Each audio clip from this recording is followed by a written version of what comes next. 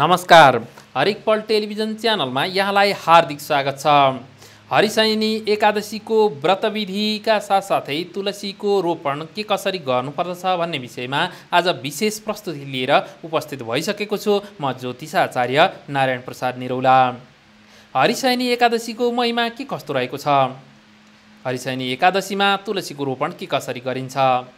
किन हरिशयनी एकादशीबाट चतुर्मासाको आरम्भ हुन्छ? यसैगरी हरिशयनी एकादशीको व्रतकथा के कस्तो रहेको छ र यस दिन व्रत बस्नाले के कस्ता फल प्राप्त हुन्छन् भन्ने विविध विषयवस्तुको बारेमा आजको प्रस्तुतिमा हामी चर्चा गर्नेछौँ। आरम्भ गरौँ हरिशयनी एकादशीको परिचयबाट। आषाढ शुक्ल पक्षको एकादशीलाई हरिशयनी भनिन्छ। हरि अर्थात् विष्णु भगवान शयन गर्ने समय भएकोले यस दिनलाई हरिशयनी भनिएको हो। एकादशी चान्द्र महिनाको 11औं दिन हो। यस दिन भगवानको व्रतधारण कथा श्रवणका साथसाथै तुलसीको रोपण गर्ने कार्य हुने गर्दछ। ज्येष्ठ शुक्ल एकादशीका दिन दल राखी हरिशयनी एकादशीमा रोपण गरेर हरिबोधिनी एकादशीका दिन विष्णु भगवानसँग तुलसीको विवाह गर्ने शास्त्रीय विधि विधान रहेको छ। यस एकादशीलाई देवशयनी एकादशी पनि भनिन्छ। यस दिनबाट विष्णु भगवान 4 महिनासम्म शयन गर्ने भएकाले यो समयबाट चतुर्मासाको पनि आरम्भ हुने गर्दछ। चतुर्मासामा भगवानका लीला गानका साथसाथै उपासना पनि विशेष फलदायी रहने गर्दछ। तुलसीलाई साक्षात् विष्णु भगवानको प्रतीक मानिन्छ। वृक्षमा तुलसी र पिपल भगवानका साक्षात् प्रतिरूप हुन्। आजको विज्ञानले पनि तुलसीमा सर्वहितकारी तत्त्व रहेको कुरा पुष्टि गरिसकेको छ। आयु वृद्धिमा पनि तुलसीको विशेष महत्त्व रहने गर्दछ। आयुर्वेदमा तुलसीलाई महौषधि अर्थात् सबैभन्दा ठुलो औषधि, महान औषधिको संज्ञा दिएको छ। अब चर्चा गरौँ हरिशयनी एकादशीमा तुलसीको रोपण कसरी गर्नुपर्दछ, यसको विधि विधान के कस्तो रहेको छ। हरिशयनी एकादशीका दिन तुलसीलाई मठमा सारिन्छ। तुलसीको दल राखेको स्थानमा गई निम्न मन्त्रले भगवती तुलसीको सर्वप्रथम प्रार्थना गर्नुपर्दछ। प्रसीद मम देवेशी कृपया परया सदा अभिष्ट फल सिद्धिन्छ कुरु मे माधव प्रिय। यसरी तुलसीलाई प्रार्थना गरिसकेपछि जरा र माटोको भागसहित तुलसीलाई पूर्व फर्केर बिस्तारै उखेल्नु पर्दछ। यसरी उखेल्दा भगवानका नाम ओम नमो भगवते वासुदेवाय आदि उच्चारण पनि उपयुक्त हुने गर्दछ। यसरी उखेलिएकी तुलसीलाई मठमा ल्याई पूर्व फर्केर रोपण गर्नुपर्दछ। रोपण पश्चात पर्याप्त जल पनि राखिदिनुपर्छ। यसरी रोपण गर्दा निम्न मन्त्रको उच्चारण गर्नुपर्दछ। अभिष्ट फलसिद्धिं च सदा देहि हरिप्रिये देवैस्त्वं निर्मिता पूर्व मर्चितासि मुनीश्वरै अतो मां सर्वदा भक्त्या कृपा दृष्ट्या विलोकया पत्युरायुश्च भाग्यं च सदा देहि हरिप्रिये भनेर प्रार्थना गर्नुपर्दछ। यस पश्चात पाद्य, अर्घ, आचमनी, पञ्चामृत, चन्दन, अक्षता आदि विशेष उपचारले तुलसीको पूजा आराधनाका साथसाथै आरती एवं पुष्पाञ्जली पनि गर्नुपर्दछ। यस पश्चात नित्य तुलसीको हेरचाहका साथसाथै जल पनि नित्य अर्पण गर्नुपर्दछ। यसरी तुलसीको नित्य सेवा गर्नाले अभिष्ट सिद्धि हुने कुरा शास्त्रमा उल्लेख गरिएको छ। हरिशयनी एकादशीका दिन व्रत बस्नाले विशेष फल पनि प्राप्त हुने गर्दछ।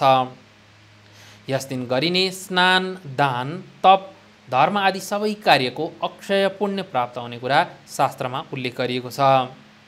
ब्रह्मवैवर्त पुराणका अनुसार तुलसीका प्रसिद्ध 8 नाम रहेका छन्। वृन्दां वृन्दावनीं विश्व पूजितां विश्वपावनीं पुष्पसारं नन्दिनीं च तुलसीं कृष्णजीवनम् भनेर वृन्दा, वृन्दावनी, विश्वपूजिता, विश्वपावनी, पुष्पसारा र कृष्णजीवनी तुलसीका नाम रहेका छन्।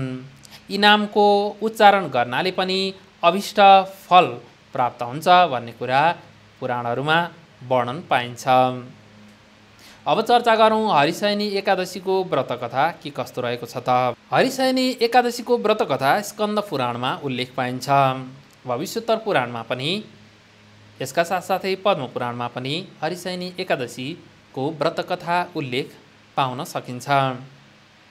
स्कन्द पुराण अनुसार जालन्धरकी पतिव्रता पत्नी वृन्दाको सतीत्व नै उसको अमरत्वको आधार थियो। वृन्दाको सतीत्व अन्त्य नगरी जालन्धर राक्षसको अन्त्य सम्भव थिएन। सृष्टिको कल्याण गर्ने उद्देश्यले भगवान विष्णुले वृन्दाको सतीत्व नष्ट गर्नु परेको थियो। विष्णु भगवानले रूप बदली जालन्धरको भेषमा गई वृन्दाको सतीत्व हरण गरेको कथा थाहा पाएपछि वृन्दाले भगवान विष्णुलाई श्राप दिन्छिन्। त्यसपछि भगवान विष्णु पत्थरका रूपमा शालिग्राम हुनुभयो। पुनः उहाँ वृक्षका रूपमा तुलसी पनि हुनु परेको थियो। वृन्दाको श्रापका कारण भगवान तुलसी रूपमा प्रकट भई सर्वकल्याण गरेको कथा पुराणमा वर्णन पाइन्छ। तुलसीको वनलाई वृन्दावन भनिन्छ। एकादशी महिनाको चर्चा पद्म पुराणको 4औं अध्यायमा पनि गरिएको छ।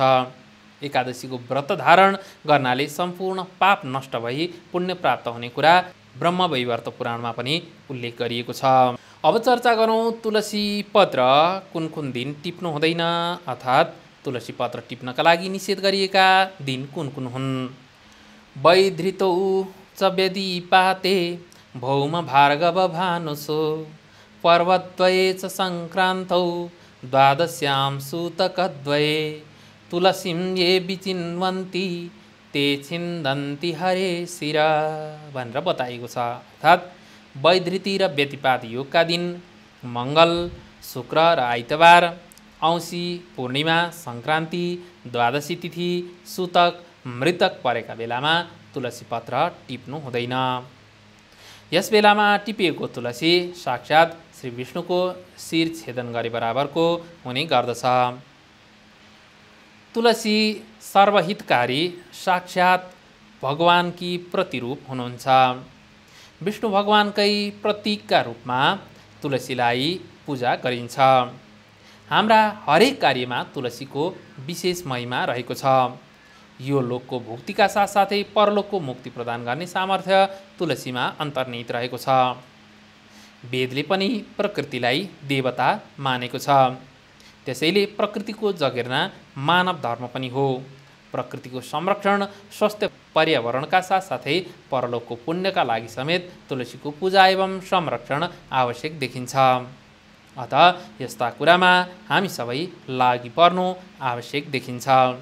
हरिशयनी एकादशीका दिन पनि तुलसीको रोपण गरी तुलसीको नित्य सेवा गर्नाले अभिष्ट फल प्राप्त हुनुका साथसाथै प्राकृतिक पर्यावरण पनि सुन्दर र स्वच्छ हुने भएकाले तुलसीको रोपण गर्नु र तुलसीको पूजा गर्नु अत्यन्त लाभदायक रहेको छ। हरिशयनी एकादशीको महिमाका साथसाथै तुलसीको महिमा पनि आजका लागि यति नै। तपाईलाई यो प्रस्तुति कस्तो लाग्यो? कृपया सल्लाह, सुझाव र प्रतिक्रियाका साथसाथै हरेक पल टेलिभिजन च्यानल सब्स्क्राइब गर्न नबिर्सनुहोला। आजलाई भने बिदा हुन चाहन्छु। नमस्कार।